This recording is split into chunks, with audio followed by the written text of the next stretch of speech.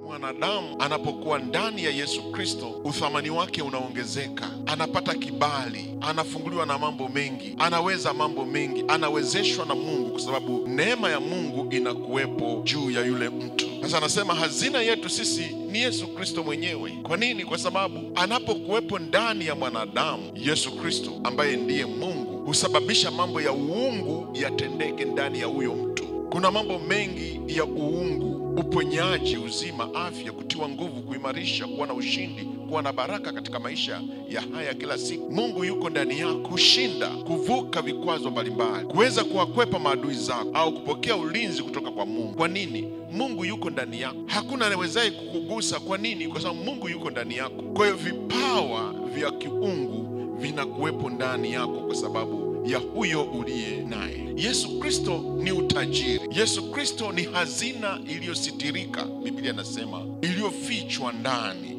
Tunaona neno hili, Yesu Kristo anatamkwa kwamba ndiye siri ya Mungu. Siri ya Mungu iko ndani ya Yesu Kristo, na yeye, siri ya Yesu Kristo, ndani yake ndiyo hazina zote zimefichika.